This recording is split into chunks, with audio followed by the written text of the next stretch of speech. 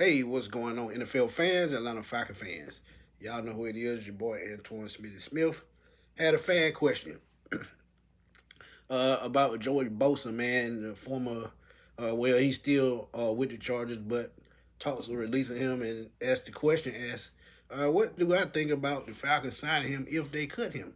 Now, honestly, I think they will cut him because he's been injury prone the last 3 years. Let's just keep it real, call it what it is. He made the Pro Bowl last year, played in 14 games, but the previous 2 seasons before that, he only played in a total of 14 games out of a possible 34. So just think about that. And he actually missed time in 2024 as well. But he still got back on track, finished the season with 22 tackles, 5 sacks, Pro Bowl, 2 forced fumbles, um, 5 tackle for losses, and 13 quarterback hits. So he still can get after the quarterback, don't get me wrong. But this is not the Joey Bosa that came out in 2016 out of Ohio State.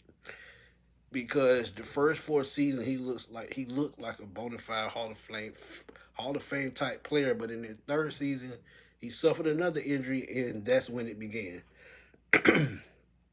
He did play in all the games in 2019. Made the Pro Bowl the next 3 seasons, actually, 2019, 2020, and 2021. So he's pretty much um, put up the resume to garner another decent contract because if he gets cut, they have $11 million in dead cap money plus roster bonuses, and it could equal up to about 15. So that's close.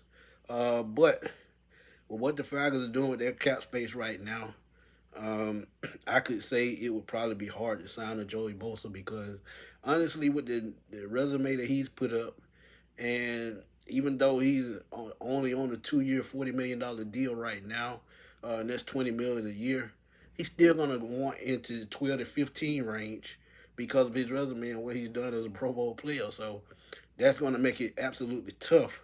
And I don't think the Falcons can afford that right now to take a gamble on an edge rusher. And we saw it last year with Matthew Judon. But would you want to do that a second straight year? But good thing is, even though he's been injured, he's still 2 to 3 years younger than Matthew Judon. And in Atlanta, he would probably be more of a rotational piece if they draft the edge rusher. You have Braden Trice coming back. You have Arnold Ebiketie, Zach Harrison. So you have a pretty decent rotation with edge rushers. It just, can they pay the money and can he stay healthy? That would be the only problem that I would have. And honestly, with the way it's been with free agents at the defensive end position, I would have to slightly say I would think about it, but I would have to bring him in for a workout, see what he can do, and see what he has left. Do a thorough examination of what's going on injury wise. But if you can get, he had 5 sacks last year, 6.5 before that. His last double-digit sack was 2021 when he made the Pro Bowl with the Chargers. But if you can get a Joey Bosa for around 10 million, he comes in and gives you 8 to 10 sacks, I think that's a win because he's a rotational piece. But again, are you willing to pay that money, knowing the injury history and knowing,